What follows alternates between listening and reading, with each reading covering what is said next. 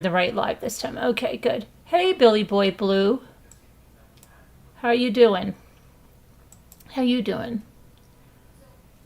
Do you know this case, Billy Boy Blue? I think you're going to like this one. Hi, TX Mopar. How are you? Deborah, hello. Barb Olson. Okay, so this is a really very interesting case. I was talking about it to Elle during my walk. Well, I was talking, she was hanging on to every word. There were a couple other people in there, so I don't know how many heard it, who were there. Sharon, I know, missed a bunch of it. And I was like so excited about it. And I was walking really fast and telling Ellen I was getting out of breath. Like I was just like, as I was just spitting it all out. Anyway, it's a very interesting case, okay? So I'll tell you, and this is strictly from memory right here. So this 28-year-old, well, she's 28 now. She might have been, no, I think she was 28 when they met. In 2016. She was a ballerina, but a tall ballerina, like 5'9", and because of that, she was rejected for a lot of things because of her height, okay? So she then became a swimsuit model, and she also became a model, and she was modeling like wedding dresses and things like that. But what she really wanted more than anything else, and it was in her journals, was to be like a wife and a mother and live the fairy tale, right? So she ended up at one point, she was in like the political arena working, and I think she was either working on a campaign with Trump or something, but she ends up on one of his planes, and he's like, oh, you look great on that plane, and she was just eating it up, and she's like, oh my gosh, he told me I'm a knockout on the plane, and then she's like, he called me his little girl, and she was like just eating that right up. But anyway, then she goes to a party, and at this party, hey John Wasaki, thanks for becoming a Sergeant Rambler, I hope you're doing well, prayers. At this party, she meets someone 30 years her senior, Doug Benefield. Doug works in the tech field as a consultant, and he's also a consultant to government contractors. So they meet at this party, and immediately there's this like exploding chemistry between the two. And within 6 days, he's texting her that he loves her. And within 13 days, they're married. They get married in a very small little, because they didn't really have much time to arrange it. But they're in Florida, and they go to Charleston, South Carolina, where he's from, to have this ceremony. And he wasn't single for very long. You see, his 56-year-old wife died 9 months earlier. She was found lying on her stomach in their marital bed. Yeah, 13 days, Billy Boy. 13 days they're hitched. They're all hitched up. So he didn't even tell his daughter that he had with his wife. He had been divorced once. He got remarried to a woman named Renee. They had a daughter, Eva. And then an unexpected death in her sleep. The wife has this, and she wakes up. Hey there, Justice. Oh, no, she wakes up. She's found on her stomach. And they say, okay, let's see what's going on here. Well, before we get to that, he doesn't tell the Eva, who I believe was about 12 at the time. He doesn't tell Eva that he's getting married. So, obviously, Eva is reeling from losing her mother unexpectedly, right? To, now I'm just trying to think of something. So, she lost her mother, and within 9 months, her father has remarried someone else without even telling her. Hi, Mary V. So, not even telling her. She's going to be struggling with this, okay? She's not overjoyed at this.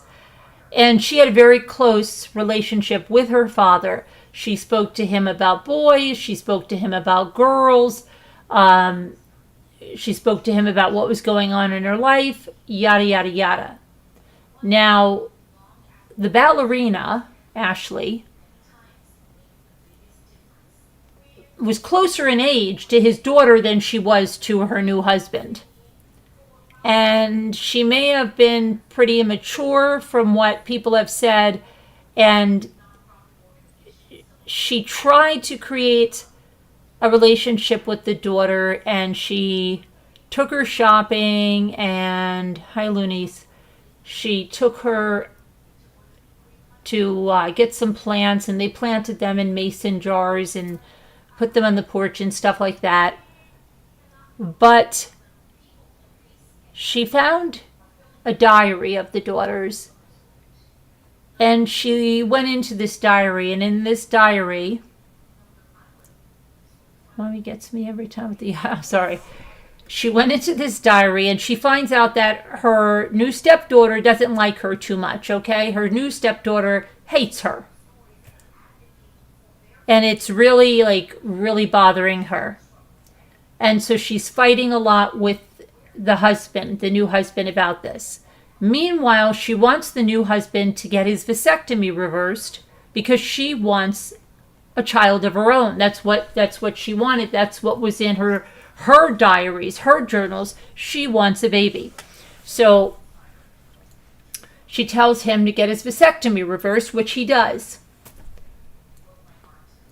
Meanwhile, then she's talking to a friend about the whole thing with the daughter, and he's like, well, what's the problem? And she's like, well, I don't want him, meaning the husband, to pick her over me, okay? So, wow, okay.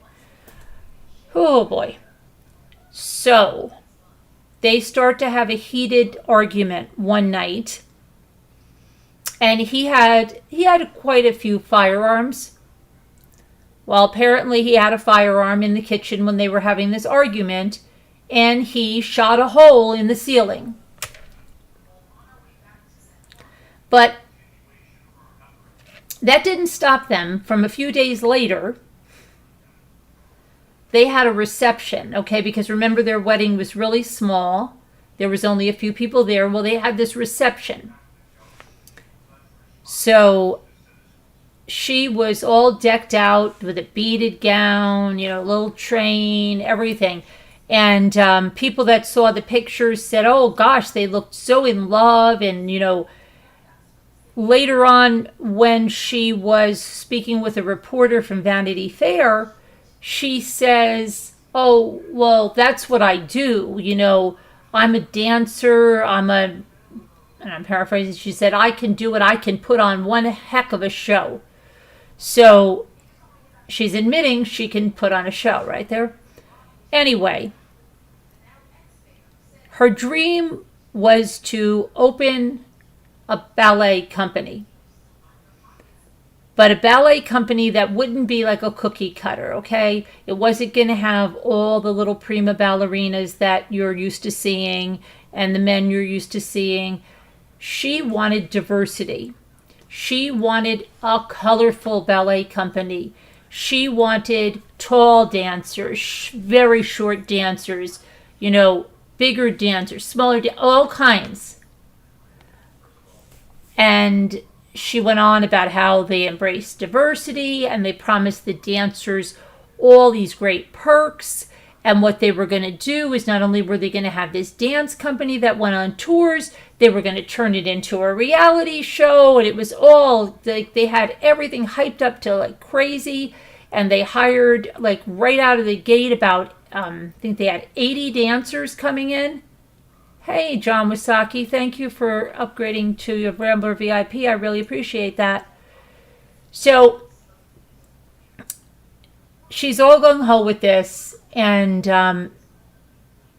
she starts hiring, they start hiring dancers, and one of the first ones that comes in is like 5'10" or something and says, oh my gosh, I can't believe this is like a dream come true. I was always told I was too tall, and oh no, like we don't want a cookie cutter thing. And all these people start moving into Charleston where they opened this company, and it was the National American Ballet, or American National Ballet. Anyway, they said they had a $2.5 million budget with this, which they really didn't, okay? And it was like kind of like this fake it thing, and they just thought they were going to be okay. Now, the husband was very supportive of Ashley's endeavor, even though he didn't know anything about dance. Okay, so he didn't know about this. He didn't know about opening a dance company, but he was supporting his wife, right? Well, Ashley finds out she's pregnant on the day that the company opens, the ballet company opens. And she gets very sick. She's very, very sick. She has like extreme nausea. So much so that she can't stand up at times, can't take a shower at times. She's texting her husband, I don't feel good. She decides she has to go back to her mother and stay with her mother in Florida so her mother can take care of her. So while she goes back, they start texting these really gushy things again. Kind of, it looked like they were rekindling their life together, right? Like, oh, honey, I can't wait. I miss you more. I miss you more. All this stuff. So on the day that the company really opens its doors, okay, she comes back to Charleston. But she doesn't tell him.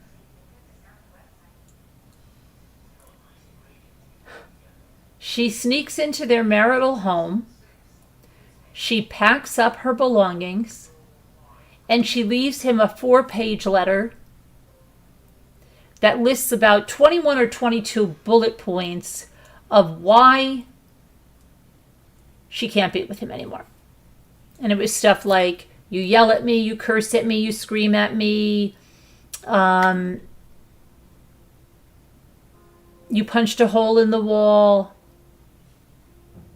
you shot a hole in the wall, stuff like that, okay? I don't know why you can't see chat, White Angel. Refresh. So she leaves the letter. They are in the house, and she leaves and goes back to Florida, 500 miles away.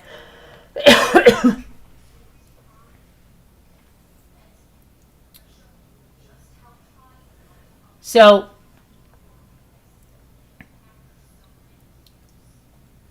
nice of her. Yeah, nice of her, right?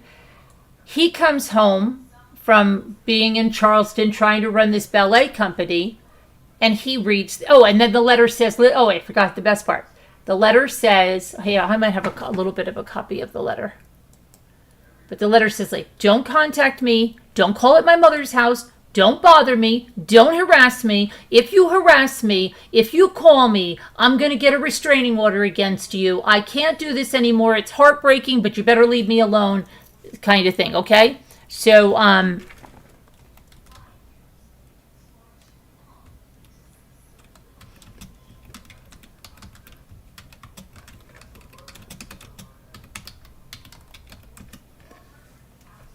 here it is. Okay, so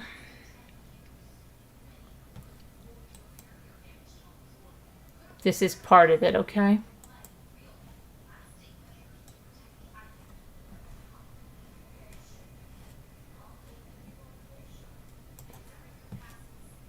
Okay, so it says, all these things and more I have overlooked and lived with for now a year because I love you. But ever since finding out I was pregnant, you have continued to display psychotic, irrational, and unsafe behavior that has left me fearful for my life and safety as well as that of my unborn child. I have come to get only what belongs to me. Do not harass or try to follow me, or I will call the police and have a restraining order against you. I will talk with you via text starting Tuesday, September 19th. Do not call me or my mom. We will not pick up. Thank you for your understanding. So he texts her saying that he doesn't know what to say. Let me show you a picture of them.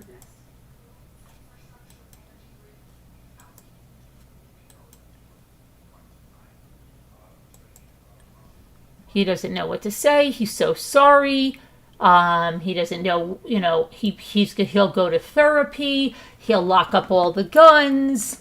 He vows and he'll never raise his voice to her again. Pulls out all the stops, okay? I'm going to do everything. But now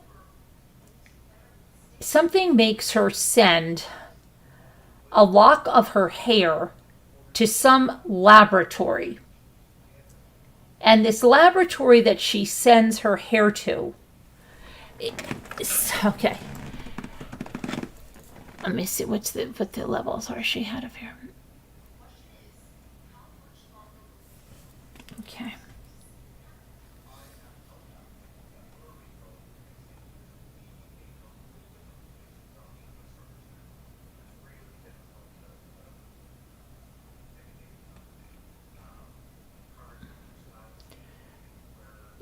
Meanwhile, the ballet is going really, really bad, okay?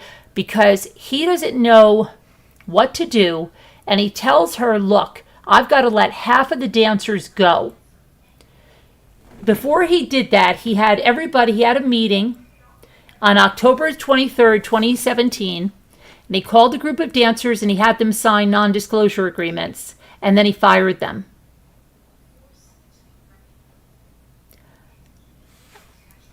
Just like that, half the dancers gone. 2 days later, Ashley posts this post on social media, okay? Because now the company's going under, right?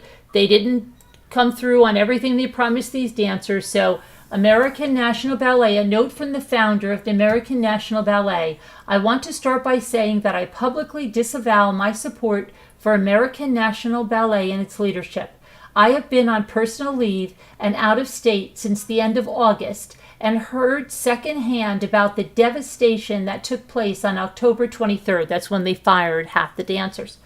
As the founder, I am completely devastated by what has been done and the way it was done. The new leadership has destroyed all that we worked so hard to build, and I cannot stand behind them or their actions. A&B was created to be different from any other company and was supposed to set a new standard in how it treated its dancers. Everyone involved should be ashamed of themselves for how this was handled. Well, so the husband is like, why would you do that? Please take that post down. Oh my gosh, this is hurting the dancers that are here. So he can't pull out of this, okay? He just cannot pull out of this. It's like a good idea went up in smoke. He's out more than $100,000. The ballet nightmare's over. Everything's done. Bye. Okay.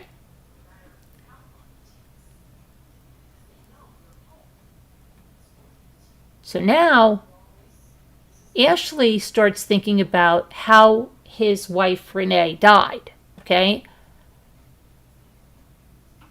And she talks with Doug's cousin, Tommy, and she says that she thinks maybe Doug poisoned Renee. And the cousin was like really confused by that. Okay, so police say they closed the case in 2016 after they got the coroner's report that it was a heart condition.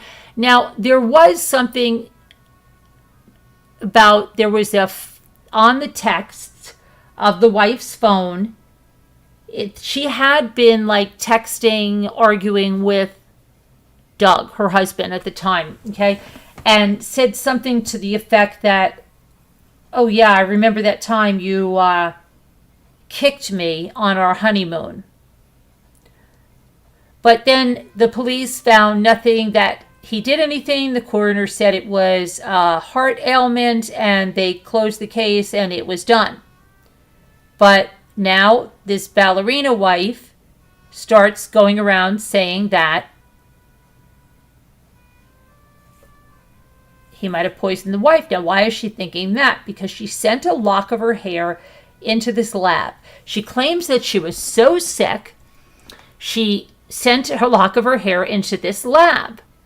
And she said that she was more nauseous than she would expected, and she thought she was poisoned. And so, let me see, I'm trying to get, okay, here's what they said. The report said her hair showed higher than normal levels of aluminum, zinc, and other metals. Okay? Doug's lawyers disputed this, but she said the lab said, your poisoner, like, find your poisoner. So she's thinking, what do you mean my poisoner? They had purchased a teapot and teacups and saucers in this specialty tea that was especially for pregnant women. And she said that Doug would bring her in this hot, sweet tea every morning. So now she's thinking, oh, wait a minute, he poisoned me. And this lab is seeming to go along with it and telling her that because she was pregnant, that her body absorbed more of this or something. And she went to Tampa General Hospital claiming that the baby had been exposed to heavy metals in utero because her husband poisoned her. She didn't have any proof, said that her husband was physically abusive. She said she was a prisoner back in Charleston. And she said that even though her husband wasn't even living within 500 miles of her, that he was stalking her in Florida. So she started to act really crazy, like so what was she doing, right? And she gives birth. She has a cesarean section for the baby, to deliver the baby. It's a baby girl. And she doesn't even tell Doug that she has the baby. So Doug doesn't find out, I think, till about a month later that the baby was born. The baby was born 3 weeks early. Doug had no idea. And she ended up naming the child a name that they didn't, was not the name they discussed. The child did not have Doug's last name. Doug wasn't listed on the birth certificate. And Ashley just thought she's going to raise her daughter with her mother. She doesn't want a co-parent. She doesn't want Doug around. So she just kept going around and telling everyone that she thinks that Doug killed his other wife, Renee. And, they're like, they even took his daughter, Eva, aside. And they're like, don't you think your father had a part in your mother's death? Don't you think so? And they said, we're concerned about your safety. Your dad's a bad guy. He does bad things. And she's like, I just told him to get away from me. Now, Eva has a TikTok channel where she talks about evil stepmothers. Okay, but Eva wanted no part of it. And she said, no, my father did not do that. She was the one that found her mother. She put her through a lot of emotional trauma. And she said her dad wouldn't do that. He loved her mother. So nobody knows why the hell this Ashley is doing this.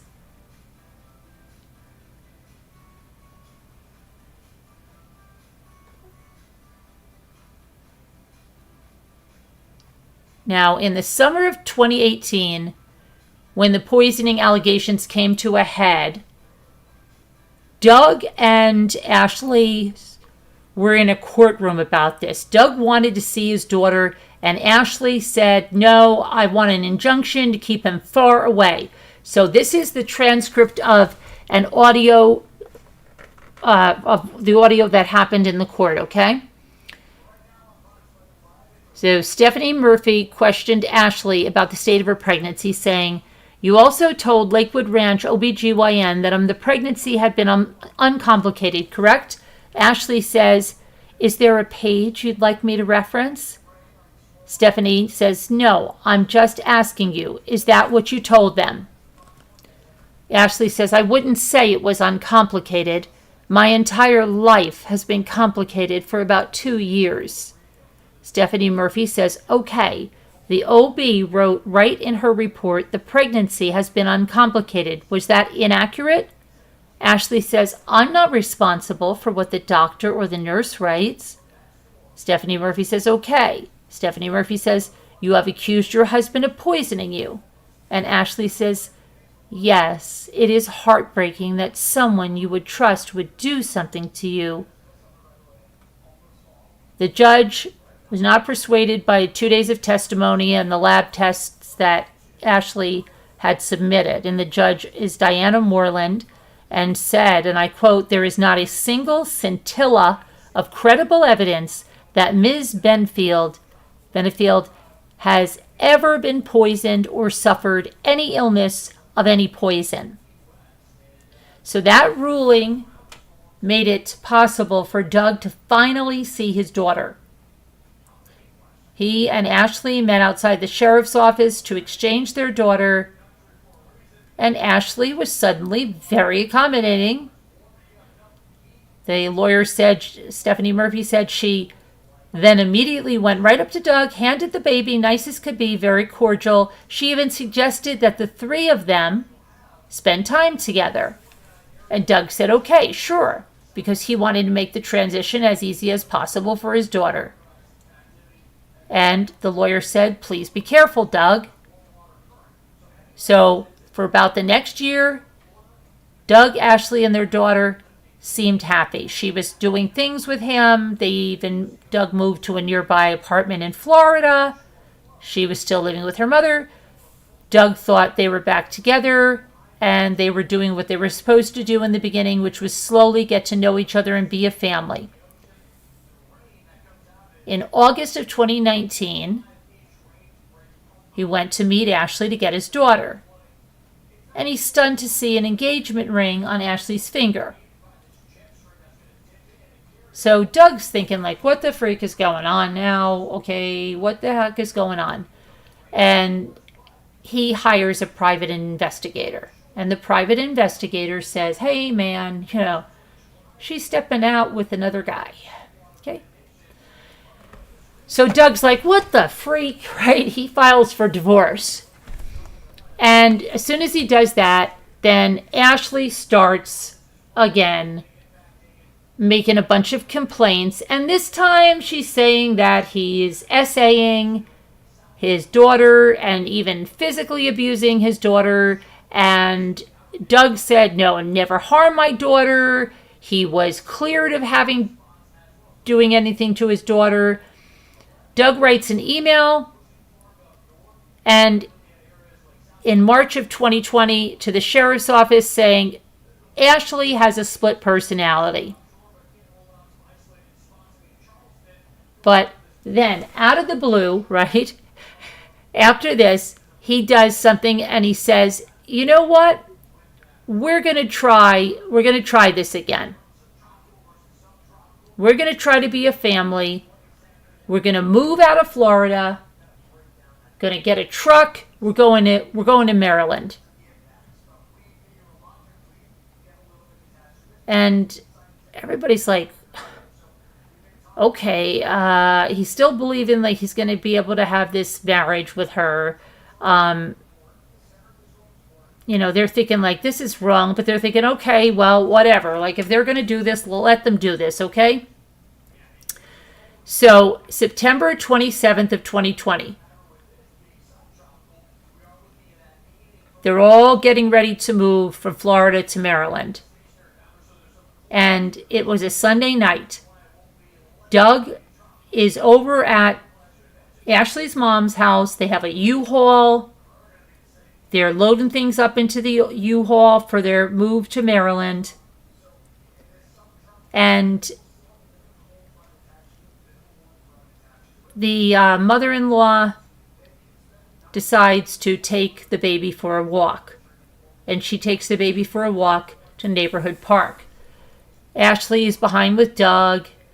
And soon afterwards, a neighbor hears screams and calls 911, saying that she heard someone screaming outside. Then Ashley walks to a different neighbor's house carrying a .45 caliber handgun. And she says that her estranged husband attacked her and she shot him in self-defense. Ambulance arrives. Doug was still breathing. So police and EMTs assist Doug. He was shot twice in his right leg and arm. Police noted that the bullet traveled from his arm into his chest cavity. He lived for an hour, but he died at the hospital. Ashley wasn't arrested that night because detectives were checking out her claim of self-defense, stand your ground in Florida, all that stuff, right? She didn't speak to detectives at all, said Doug's lawyer. She's never even given any kind of a statement to law enforcement. Now, Ashley's mother, Alicia, tells the detective that she and her daughter were victims of domestic abuse and they had been living in fear of Doug for 3.5 years. She claimed that they tried to get help, but nobody would help them. Ashley has a lawyer named Faith Brown, and she told the detective that Ashley was creating an escape plan to get away from Doug once and for all. She says that Ashley was in danger. She has a psychologist, she has 2 attorneys and a burner phone, and she also had a safe location and a rental car that was set up. She said, and I quote her saying, Ashley was expected to implement the plan the very next day because, as Ashley's lawyer told the detective, she was very concerned Doug was getting wind of the plan. But when detectives investigated, Ashley's claim of self-defense didn't make sense because Doug didn't have any guns or weapons on his person or near him. And Doug's attorney said she shot an unarmed man. If it were self-defense, why wasn't there a mark on her body? She only had an old and very minor scratch on her body, the police said. And most troubling of all, forensics determined that it does not appear that he was facing Ashley when she began shooting him. So how could it be self-defense if he wasn't even facing towards her? So in November of 2020, hold on, let me get you her mugshot. They arrest Ashley and they charge her with murder.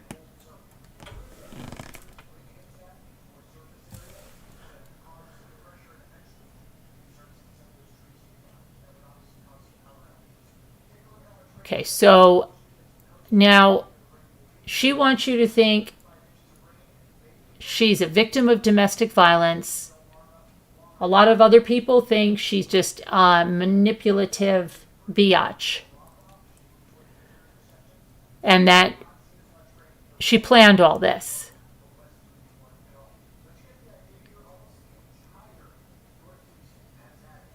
So her mother got custody of her daughter. And she got out on bond and lives with her daughter and her mother.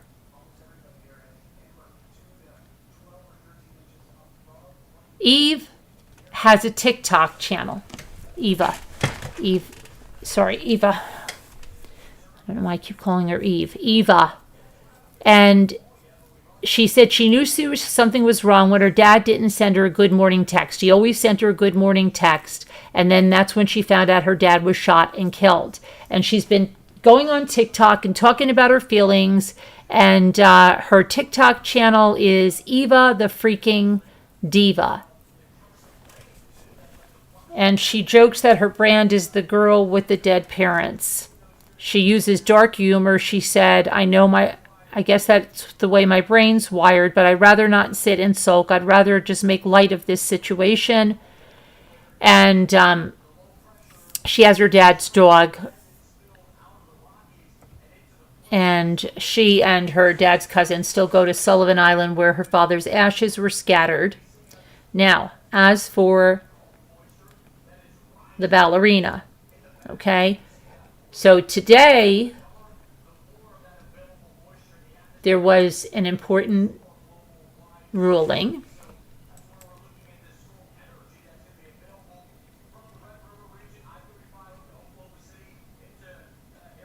Get this up here, what happened today. Because the judge rejected, they had filed something for dismissal saying it was self-defense, and the judge rejected that and said, no, this wasn't self-defense. You're going to go to trial, lady. And she's going to go to trial. Her trial's been continued to November 29th is when she goes to trial. So what do you think of this case? Have you heard of this case? There were some pretrial motions that happened in July that you can find on like Law and Crime that are interesting to watch. But let me see here. I'm trying to get back to the chat, but my computer doesn't want to play with me nicely.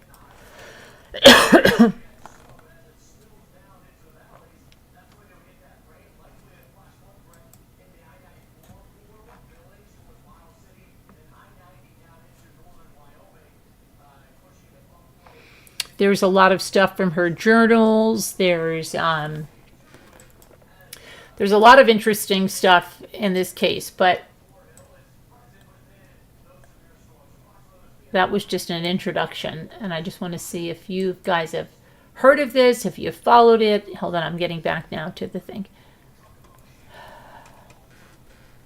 Oh, please let me into the chat. Please let me into the chat.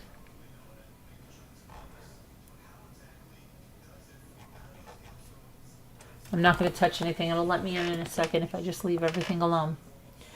But I think it's very interesting. I think okay.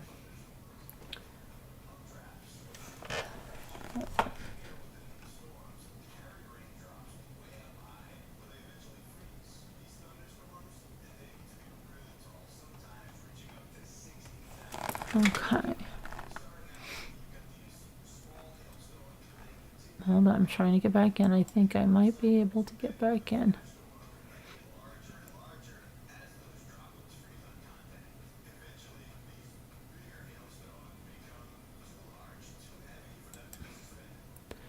I'm almost there.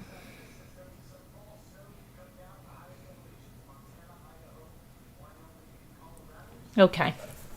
So, not until now, Margot says, Painted Black says, no ma'am, I've never heard.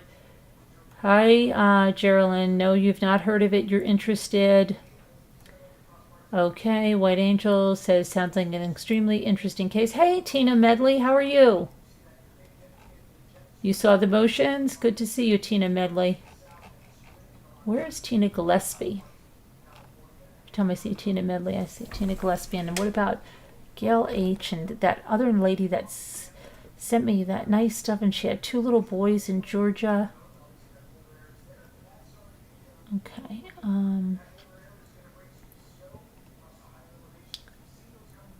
Sounds very fast and reckless. Okay, Billy Boy, you've heard of this case or not?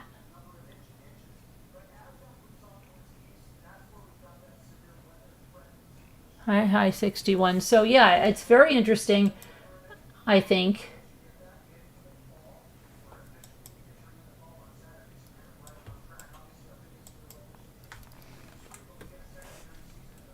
And let me just see here if I can do something here.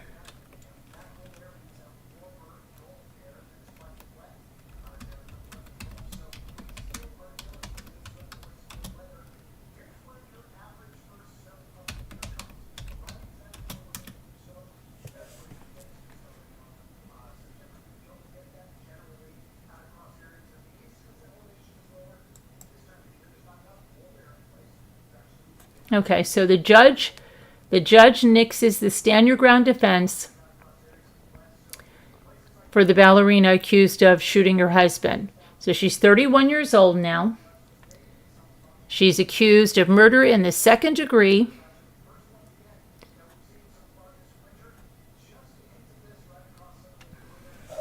Hold on.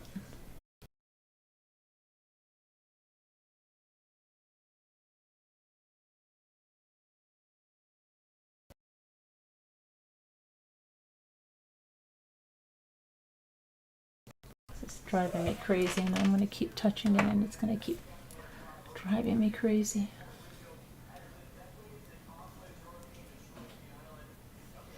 So second degree murder. And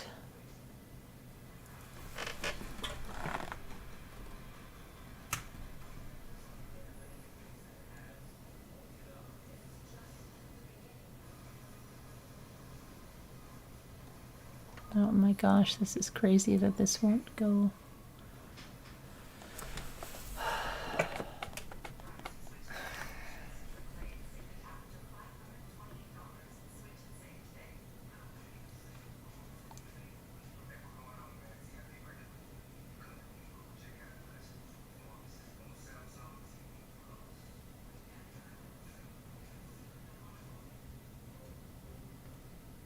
Okay, now finally. Oh my gosh.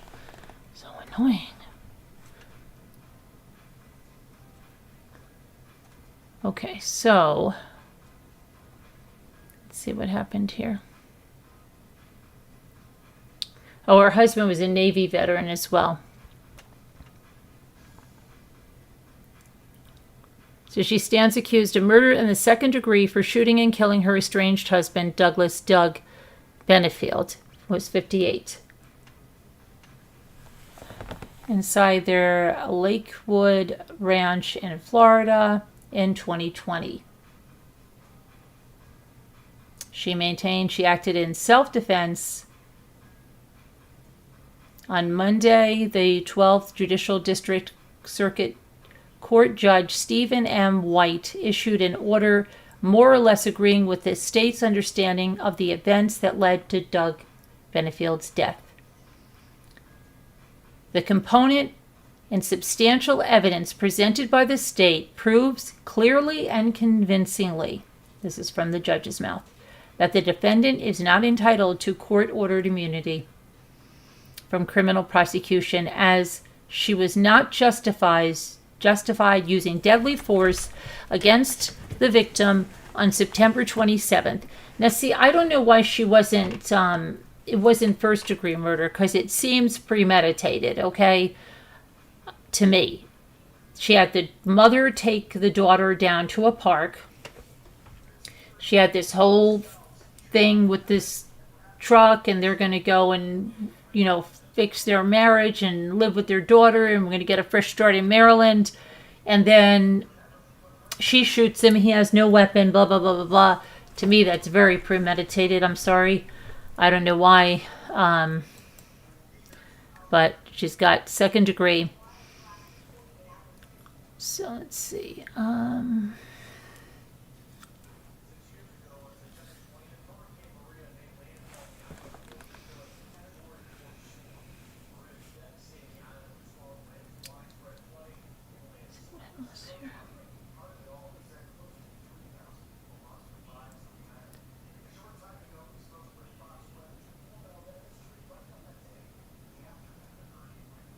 Okay, so here's what she was saying. On the day in question, Ashley was preparing to move to Maryland with her mother and the then separated couple's young daughter. The defense's motion to dismiss, okay, this is their motion to dismiss, says Doug Benefield arrived, this is from the defense now, to help with the move. A move he also planned to make, though the two would be living in separate houses up north. After arriving happy, hyper, and animated, the man eventually became agitated, sullen, and intimidating. The motion goes on to say, eventually, after verbally insulting his wife, Doug Benefield rammed her with a moving box, leaving abrasions or small cuts. The altercation escalated from there. Ashley said she tried to leave but was grabbed by her husband. When she couldn't leave, he said she couldn't leave. Then the motion says she demanded that he leave the property, and that enraged him further. He raised his right hand with a clenched fist and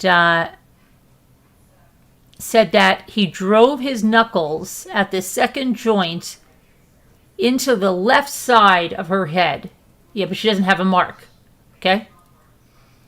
Her worst fears were realized.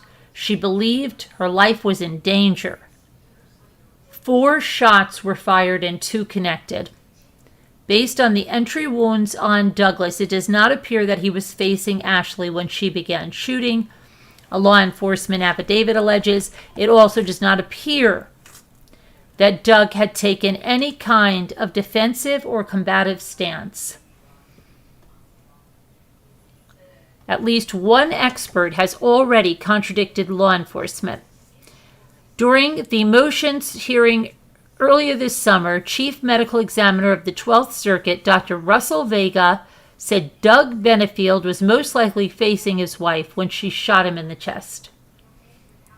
In the unsuccessful motion for dismissal, Ashley Benefield's attorneys added evidence, documents, and photos to support their argument. Those included in images of Doug Benefield that show his impressive physique and strength, along with the cut on the side of Ashley Benefield's body she allegedly received from the moving box, and a photo of Ashley with a black eye.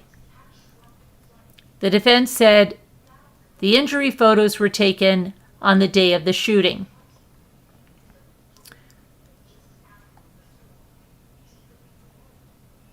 Okay, so she is filing an appeal of the court's order with the Sunshine State 2nd District Court of Appeal.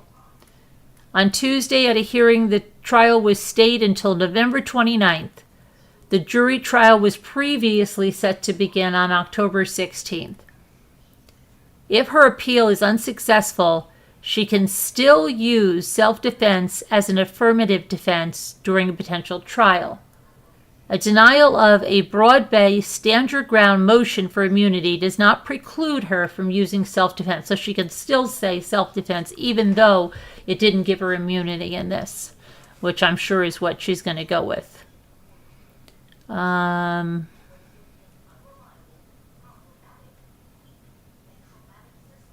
Someone said she might convince a jury that she was facing a deadly threat from her unarmed husband. She might not succeed if the jury concludes that she has a history of making false accusations against him. Kudos to the judge for deciding that a bold claim of fear should not immunize a killer from a murder charge. A jury should decide whether the facts proved guilt, not a judge. The fact that she shot an unarmed man, someone said, might be enough to overcome reasonable doubt. Unfortunately, key facts are missing from the story. Other witnesses were apparently present. What do they claim to have seen? Why do forensic experts disagree about the position of the unarmed man before he was shot? I suspect the defendant will need to testify to sell a self-defense theory. Is she credible? Were her prior accusations of violence dismissed because she was making them up to help win a custody dispute? She may prevail at trial, but it doesn't sound like either a conviction or an acquittal will be a slam dunk. That's why it should be left to a jury, not to a judge. Okay, so we'll see what happens now. I don't know.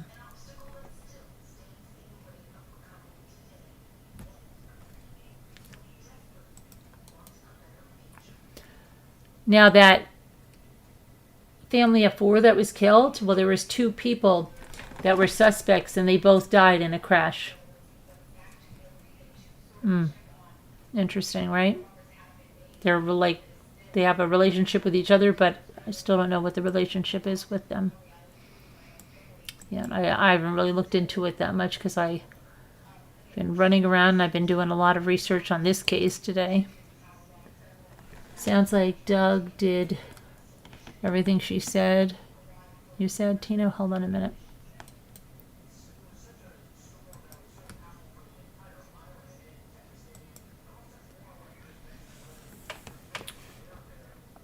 Hold on.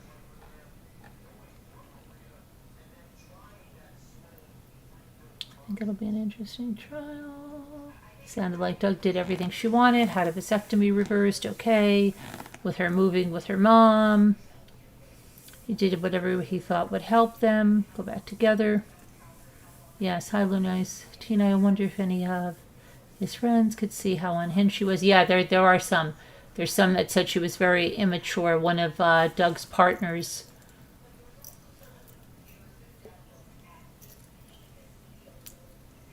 You talked 14 people to sleep, painted black?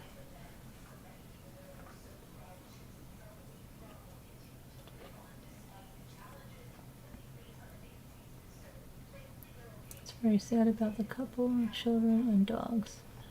Yeah, let me see what I can find out about them.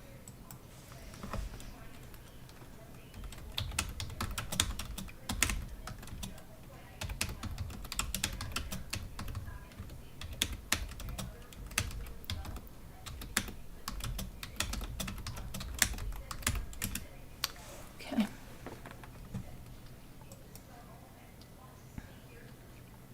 Okay, it says a 31-year-old man, Nathaniel Huey Jr.,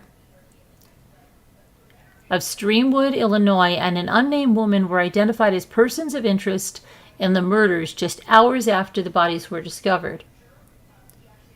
Two individuals sought in the murder of an Illinois family were found shot inside a car in Oklahoma days after the horrific murders were discovered. A 31-year-old man, Nathaniel Huey Jr., and an unnamed woman who were identified as persons of interest were involved in the crash.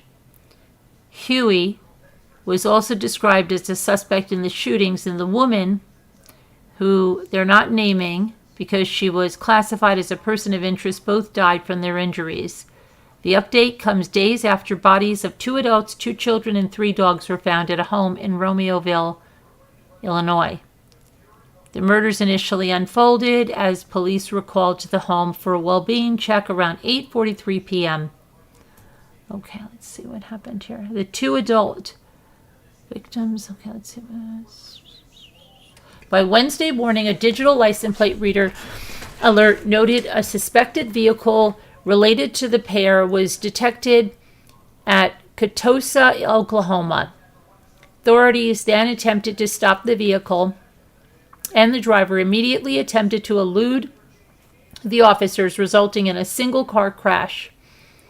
The vehicle ultimately caught fire, and officers at the scene reported hearing noises believed to be 2 gunshots before discovering Huey dead in the driver's seat and the woman critically wounded in the passenger seat. Burns said both had gunshot wounds. This is still an active and evolving investigation. Byrne did not specify on the relationship between Huey and the family, but said evidence has shown us a nexus between our suspect and the victims, as well as a possible motive. He declined to comment on the possible motive, however. So, yeah, what was going on with that?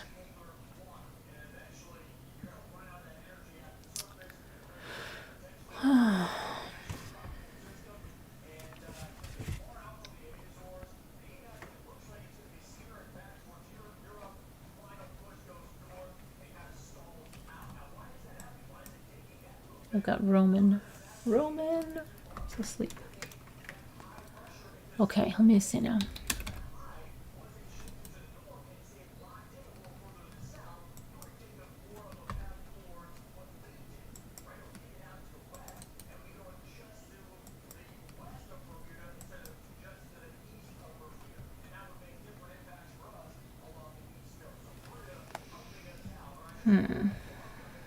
Hang on 1 second, I've got to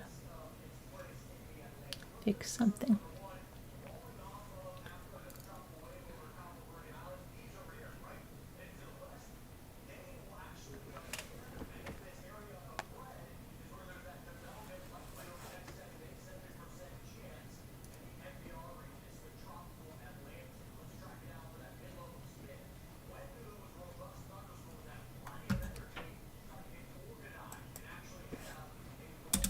Okay.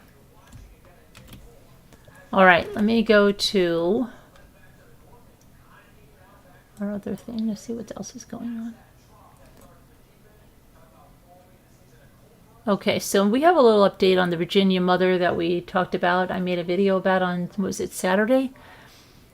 Are considered missing. The husband is unconcerned. Okay, so let's see what's going on with these kids, because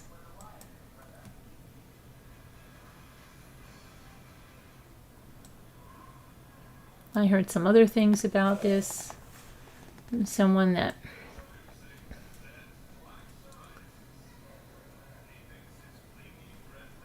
so let's see what's going on here. Please get over there.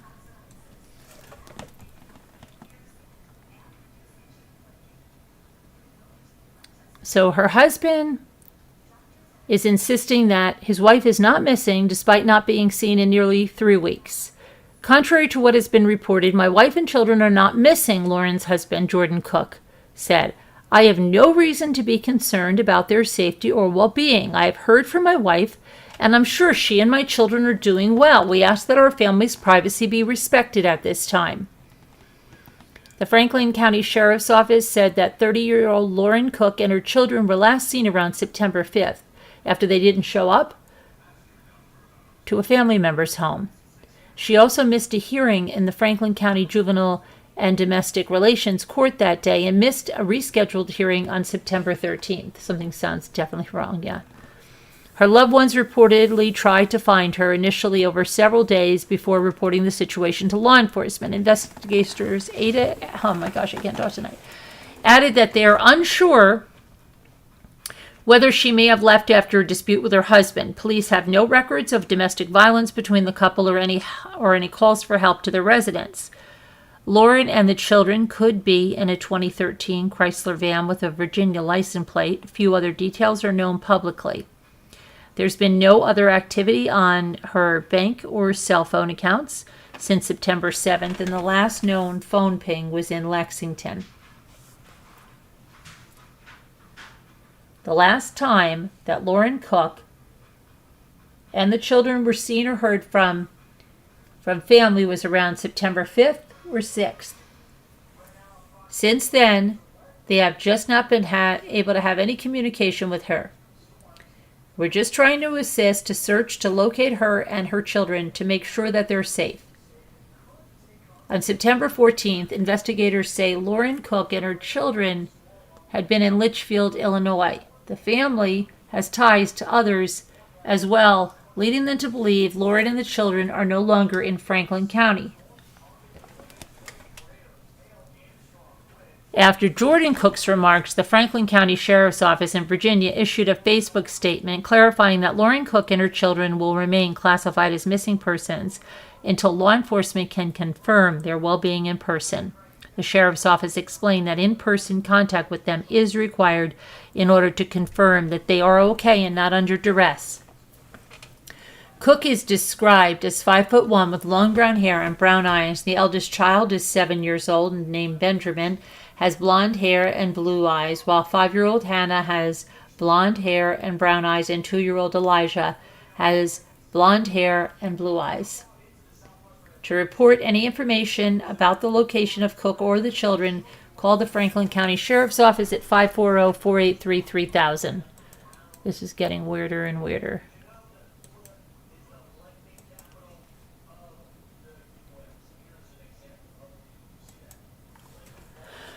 Weirder and weirder.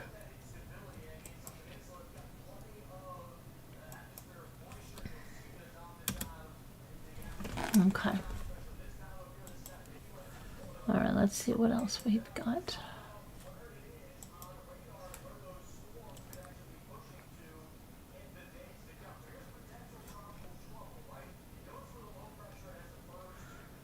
Oh my goodness, what is that?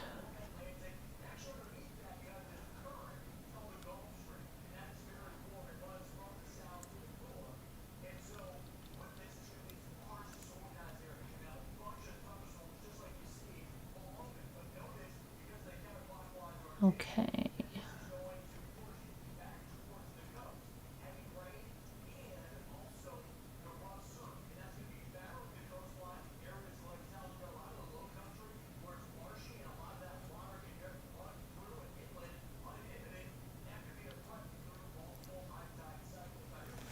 Okay, hang on a minute.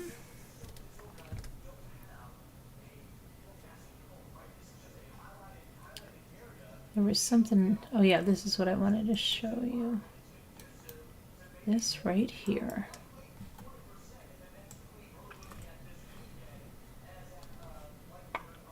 Hang on. Hang on.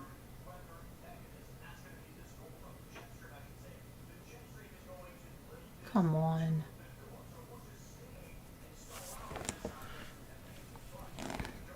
Okay.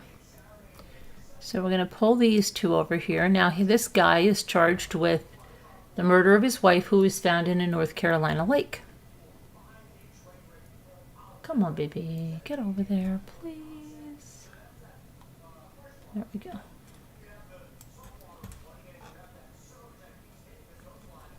All right. Where did I put my name? Here we go.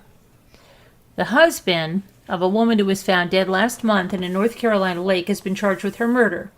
Omar Matthew Drabek, 34, was arrested on Tuesday and charged with killing Hadil Hikmat, 34, and concealing her death. Hikmat's body was found in Jordan Lake on August 29th near Farmington Point boat ramp in Chatham County. Deputies suspect foul play. The medical examiner ruled out an accident or suicide.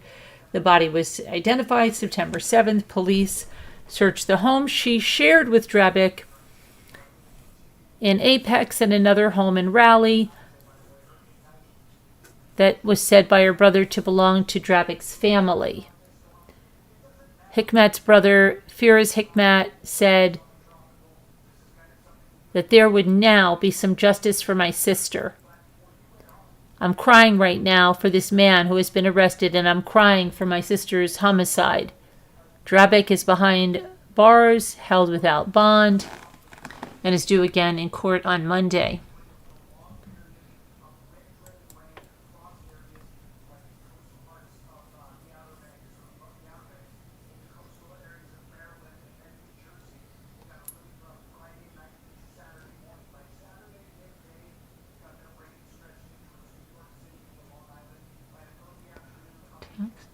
Okay.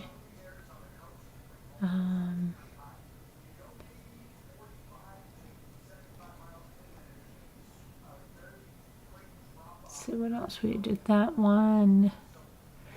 Okay, there's something about Murdaugh, and then we will probably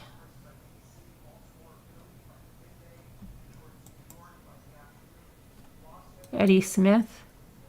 We got a little something on cousin Eddie Smith.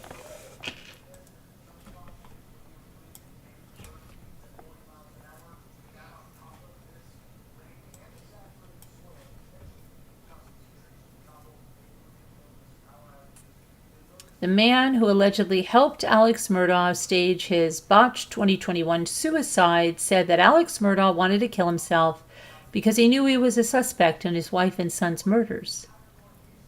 Curtis Smith made this revelation during Murdaugh Murders, a Southern Scandal, which was released on Netflix on Wednesday. Wait a minute. I think we've seen that. How could that be released on Netflix on Wednesday?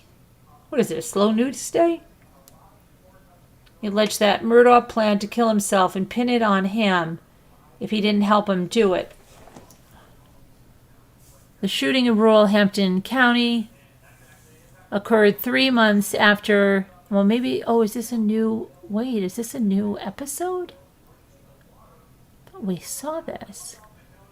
Occurred 3 months after Murdaugh fatally shot his wife and son on their family's property. According to Smith, Murdaugh said he wanted to die because they're going to be able to prove that I'm responsible for Maggie and Paul.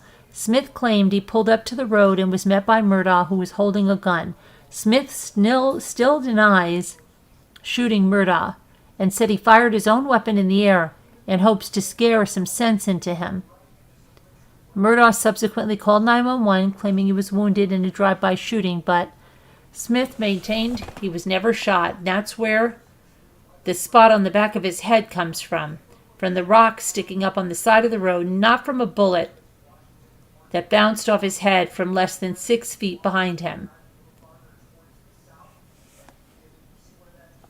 Smith was also accused of providing drugs to Murdaugh and laundering $2.4 million by depositing checks for the now disbarred attorney.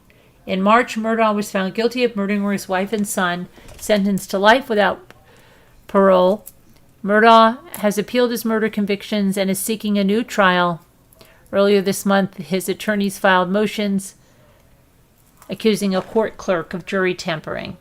Before his murder convictions, Alex was disbarred for allegedly embezzling more than $8.7 million from his former law firm to fuel a drug addiction. During the trial, Alex admitted that some of the financial crimes covered in the federal and state cases against him. Earlier this week, Murdaugh pled guilty to 22 federal counts related to defrauding his former clients and law firm. He is scheduled to stand trial in court on November 27th. Okay, so let's see if this is just a new episode. What is going on with this? Murdaugh, we saw this. Murdaugh murders a Southern scandal. We saw this.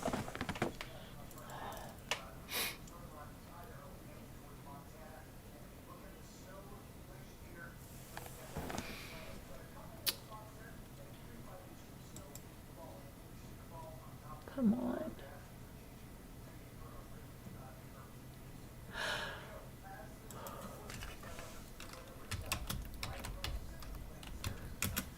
I can't see.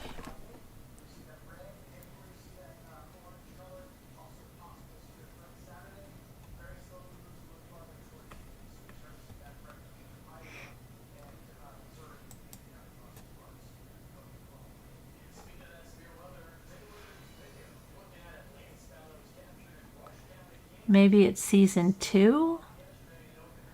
Okay, wait a second. Maybe that's what it is. Is it season 2? Could be. Yeah. Okay. I guess it is. I guess it's season 2. All right. That makes sense. So maybe we'll play a board game, and then if members want to come in and watch a movie night, we can see if we can cue that baby up. What do you think of that, members? Members, Patreons. Do the word game and then cue that baby up. I hope I'll make it. I remember the last time I was falling asleep through everything. Let me close this program. All right, I know I just had to restart my Chrome, as you see. And I'm frozen. Look at me, I'm frozen. No, I'm back. No, I'm not frozen. Yes, I am frozen. No, I'm not. I don't know. Don't even answer me because I'm like really losing my mind. Oh, boy.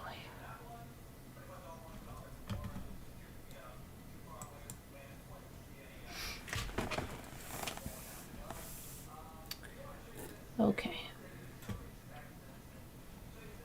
There's not enough hours in the day, you know that? Not enough hours in the day. Crafts I wanted to finish. I was actually doing like a whole pre-recorded video on that case. I was writing down my own stuff.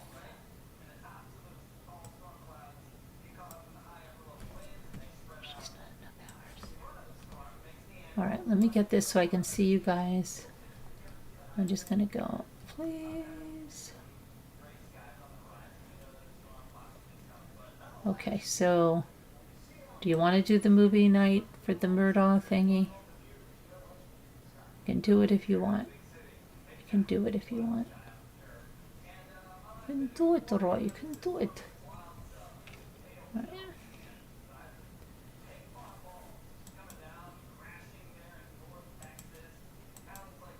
Let me go to YouTube Studio. YouTube Studio. All right. Live. Go into here. Yes, says Lunice. Okay, so we will do it. Let me just do the word game then, and then we'll go to the murder. We'll go to the murder, okay? All right. Okay.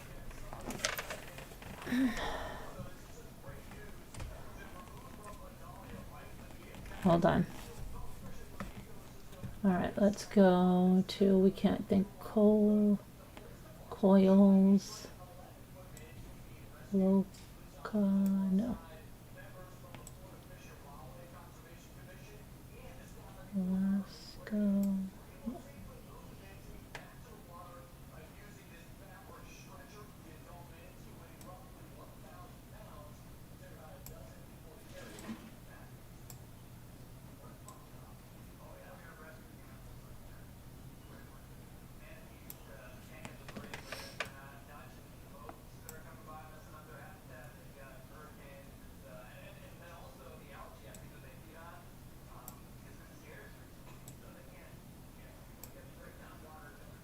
Oh, wow. Look at that. Isn't that crazy? All right, now we just need one more over here. Let's see if we can get this one. So,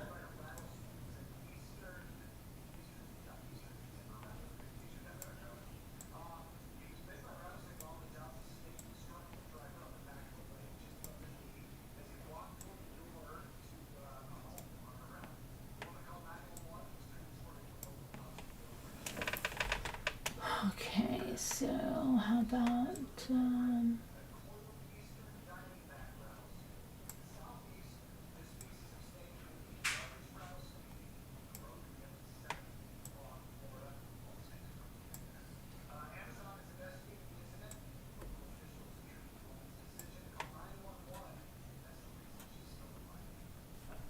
right, let's just go right to the other one, to the daily. Okay, so get ready. If you're going to be a member of Patreon, you're going to have to get into the Zoom, okay? Okay. Okay. I'll put the number up in a minute. Liam Neeson.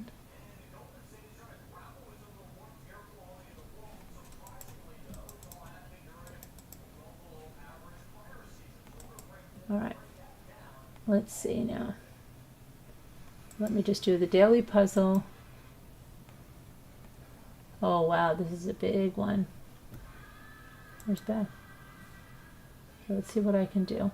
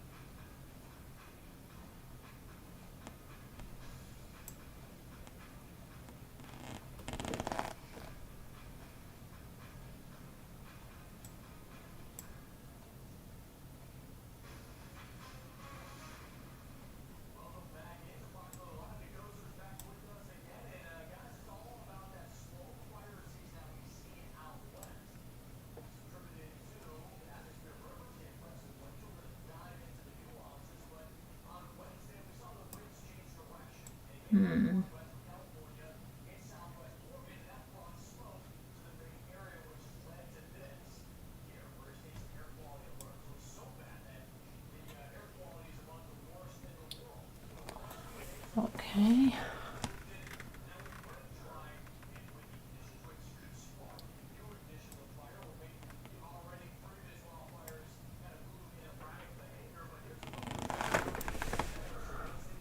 What would that be?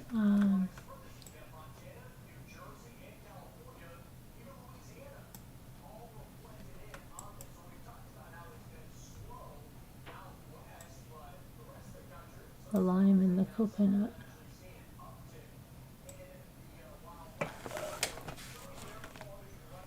Okay. Leg. Okay.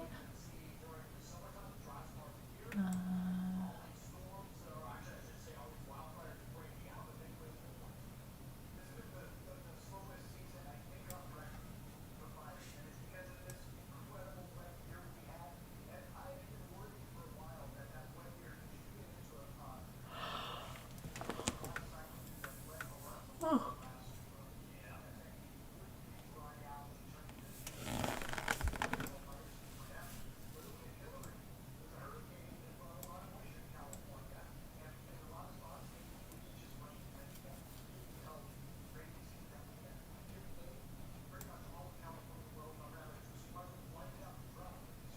Hmm.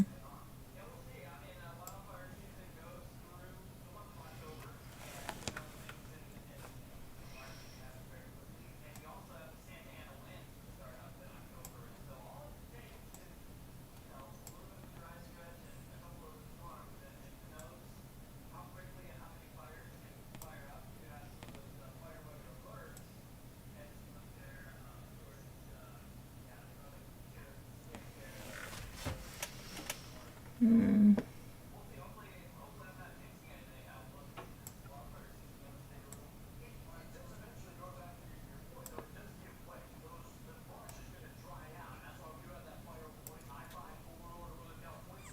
I did that. She fell on a skating trip. Who did? I did Elm.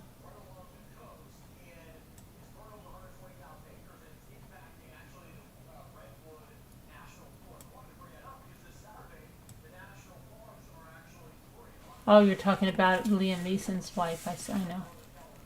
I know what you're talking about.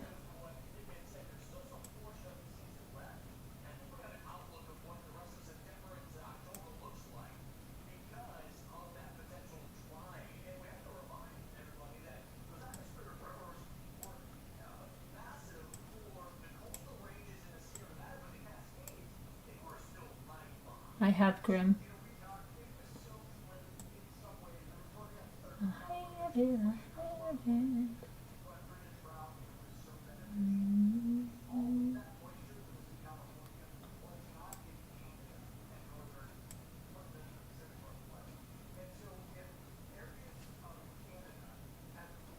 already have leg.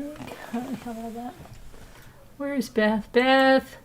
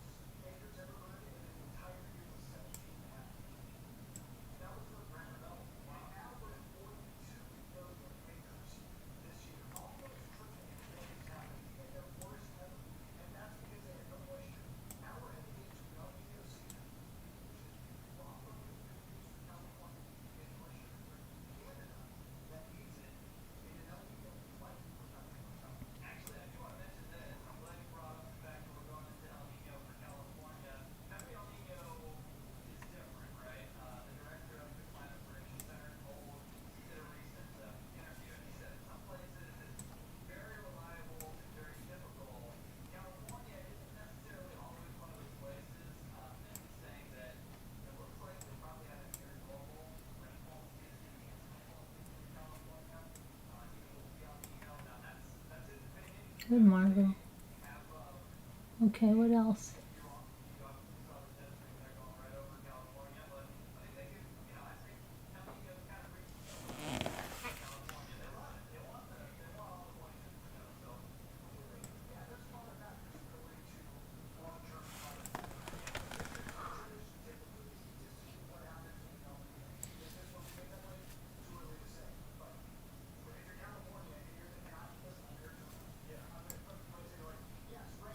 Ymir. Very good.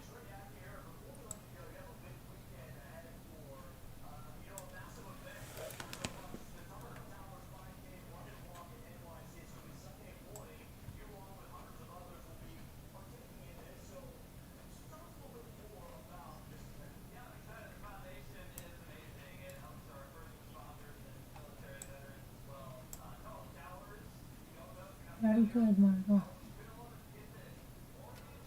I tried Merle.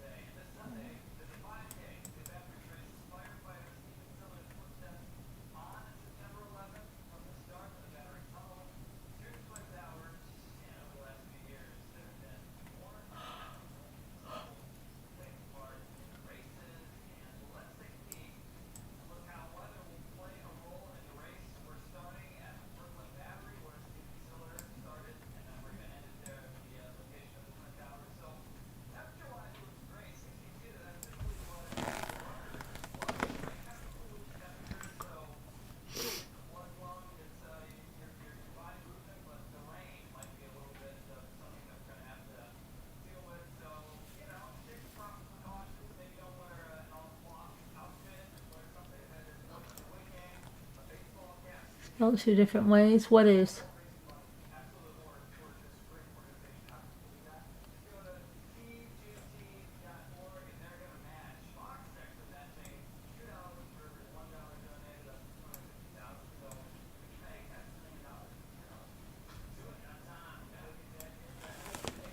What is? Merle? I tried that. Watch. Merle. Merle. Neither one.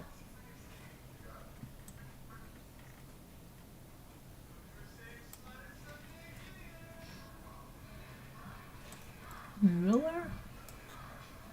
The heck is that, Margot? There we go. Okay, and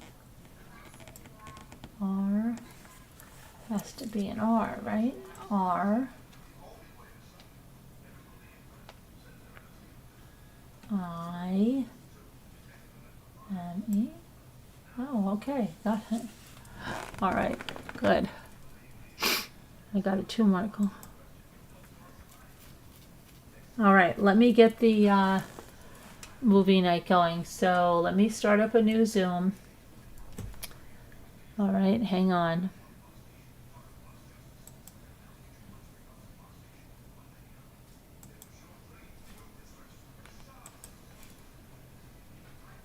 Hold on, guys.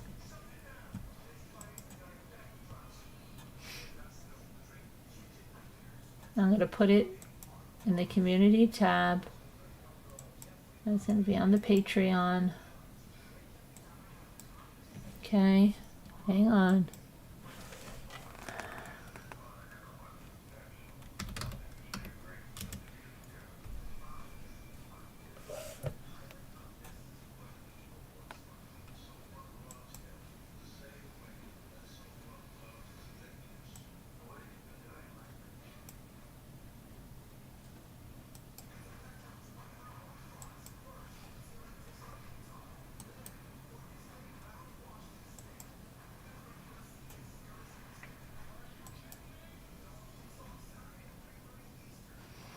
Members only, members only. You'll be alright. Okay, let me put it on Patreon.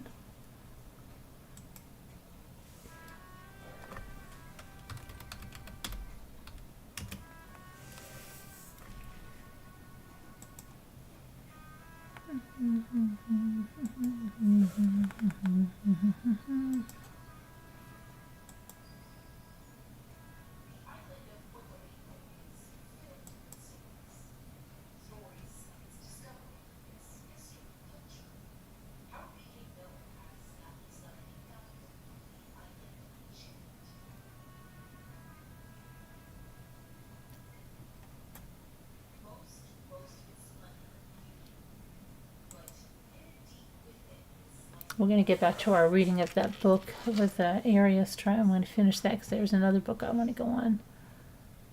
Okay. Let me go to... Let's go, please. To make a post. Where is everybody? Movie night. Movie night. Okay. What's going on?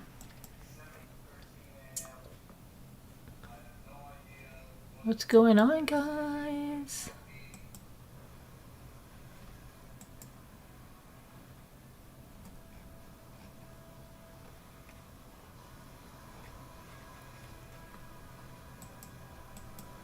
Where are our members? Nobody wants movie night? Okay.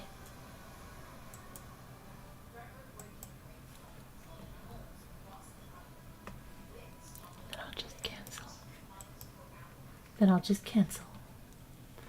Due to lack of hustle. I want to watch Murders.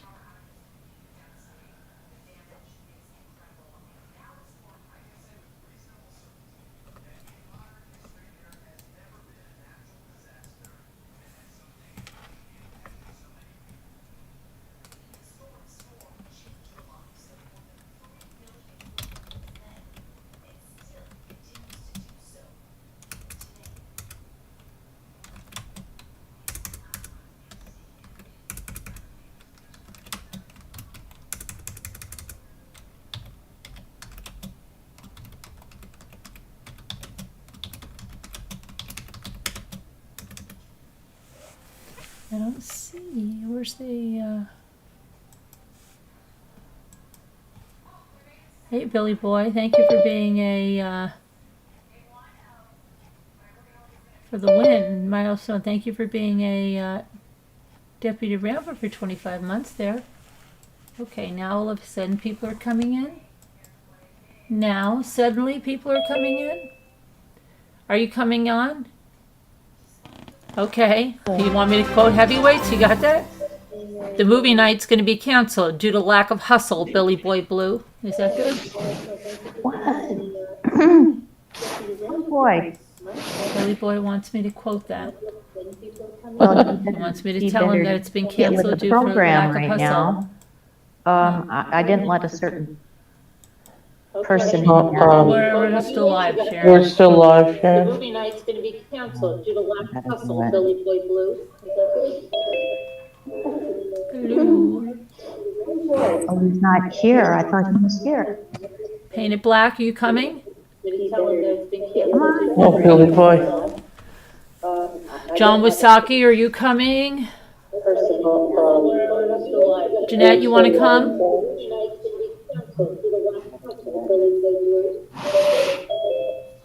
Do you want to come into the movie, Oh, Jeanette? sorry, Alma. Had the volume up on that thing.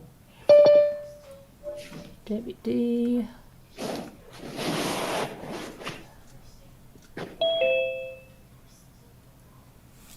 Come on. Hi, Debbie. Hello. Hi, Deborah.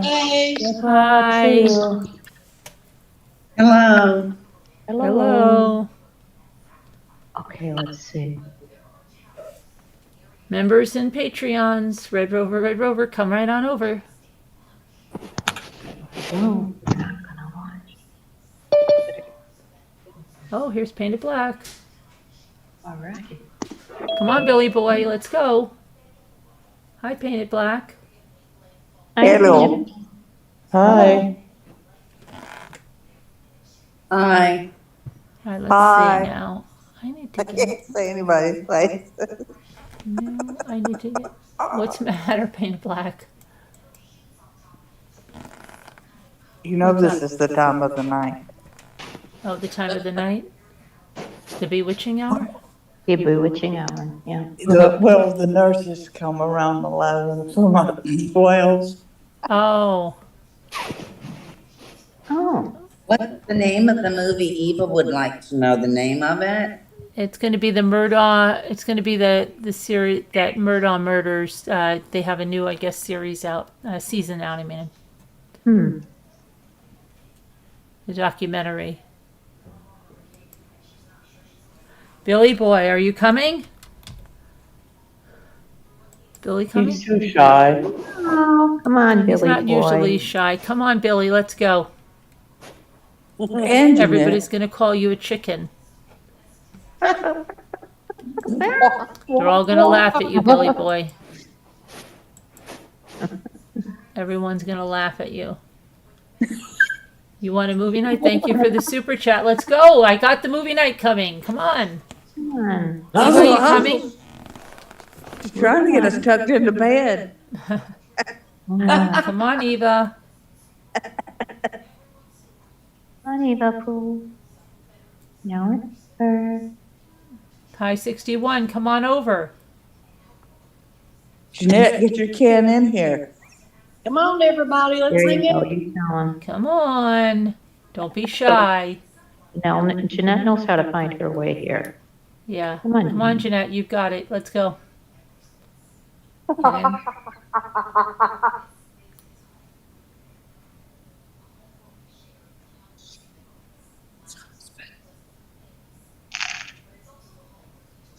Well, if you can't see it in the community tab and you don't see it on Patreon, you don't even know how to get in there. Yes, you do, Billy. It's you just look at the community tab.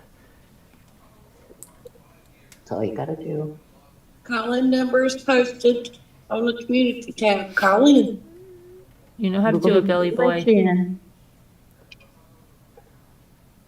You have things to do. Oh, in house. Sorry. Oh, Jeanette, you're always making us wait. Well, she might have. Well, maybe you'll come in later. I don't know, Jeanette. Okay. The number's good. All right. You don't. Okay. Well, you have to just go to the community tab, Billy. I'm going to close out over here so I can get things going. Okay. But come on in. The community tab's there. The Patreon tab. It's on the Patreon too. All right. We'll see you guys. Thank you guys. God bless. Prayers. We'll see you tomorrow. Everybody, come on in. That's members Patreon. Come on. Let's go. Okay.